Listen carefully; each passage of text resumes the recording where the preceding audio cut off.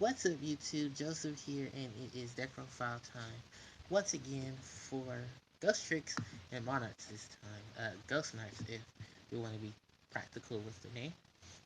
Before the announcement, well, actually, before we had knowledge of most of the Ghost Trick stuff, the Monarch stuff.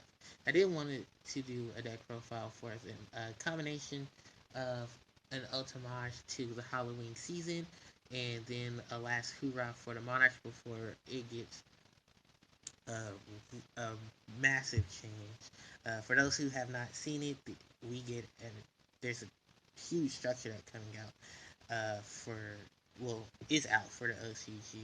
Two, three monsters for the Monarchs as well as a trap monster and a spell, which are all really good cards. I've actually seen people testing and playing with them online, and it's a really good concept for Monarchs. They really did need to boost first the Mega Monarchs and then the support for them, and then on top of that, just having these big guys come into play. So that's pretty much my whole ordeal. It's actually been almost a year now since the new Monarch support and stuff has come out. So it's pretty much been a big awaken to the pretty much the format and everything that we have all this new stuff coming. Actually, no, 2 years since. So for right now, let's talk about the deck profile. I don't want to waste any more time. Let's start off with pretty much the tribute monsters and the monarchs. What the deck's combination is that the similar to the original setup in play of monarchs is you're using other monsters as pretty much big summons so that you can put your monarchs in play. Most monarch decks won't need or have very few to little to none of an extra deck. Because the structure, pretty much a lot of the new spells and traps say that you can't access your structure deck or have no cards in your extra deck. So, with that said and done, mine does have one, and that's only because of the supporting cast, which is pretty much the Ghost Tricks. For our monster lineup, for the tributes in the monarchs, we have two. Is the Shadow Monarch. We have two Rise of the Storm Monarch, and we have one support. Following them, I have one Dark Lord Zerato because of the massive tons of dark monsters in this deck. He becomes pretty much a big beater and a monster destroyer. Following that is the Dark Creator. Pretty much helps manipulate Graveyard as well because I am running Dark Arm. Uh, just wanted to make sure these three were in here because they pretty much help maintain a dark variant of the deck and keep a lot of the circulation of Graveyard very high. So I can either put beaters on board, have monsters to tribute, or I can bring back someone who's in the graveyard that I need for a follow-up play. Jinzo, this deck does not run any traps. If it did, it probably would just be treacherous.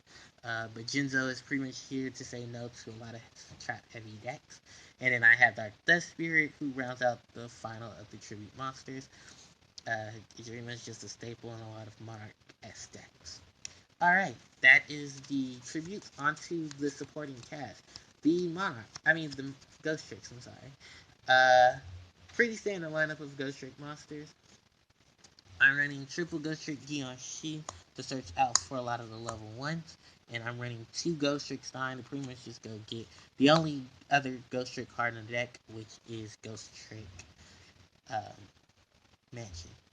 For the level 1s, which are pretty much the hand traps of the archetype, I'm running triple Ghost Trick Lantern.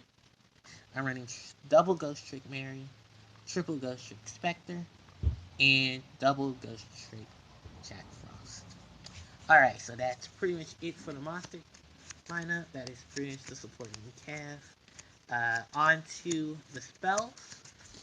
I did try as much as I could to uniquely build the deck, but unfortunately, due to not having a lot of the supporting monsters, I just had to go for spells. I had to go for what I had. So we're rocking triple Ghost Trick Mansion to nullify damage, and then allow the Ghost Tricks to help the Monarchs pretty much KO the board. Next is Monarch Storm Force. If your opponent has any threatening monsters on board, you just tribute them off to summon your supporting to summon your monsters. In addition to that, I'm running triple Mystical Safe Typhoon to deal with back row. I have two Potted Economy to pretty much help manipulate Graveyard and pretty much put stuff back. I have two Swords of Concealing Light to pretty much deal with board control as well, so that keeping stuff face down, I can just swing with my monsters. Then for my one-ups, I have one Raigeki, one Dark Hole, and one Book of Memory. Alright, so that's the main deck. On to the extra. Most Monarch decks don't run an extra deck. I just wanted to run one just because in case my Ghost Tricks were on board, I could at least do some plays with them. Or if I had any extra Monarchs, I could just go into some plays with them as well. So triple Ghost Trick Angel of Mischief, triple Ghost Trick Dual Hand, one Ghost Trick Alucard, two Downer Magician, one Photon Strike Bouncer. This is for the Monarchs. One Leviair, one Force Focus, one Acid Golem Destruction, and two, one of each the Crime and Punishment duo. Alright, guys, so that's pretty much the deck profile in a nutshell. I hope you guys enjoy. Please like, comment, subscribe, and follow for all that good stuff.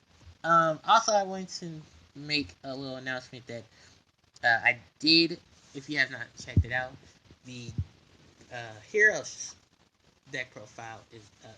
And I also am in the works of rebuilding a Ghost Trick deck right before pretty much the month changes to October, so that I have something up for Halloween as well. So that would be a little treat for you guys.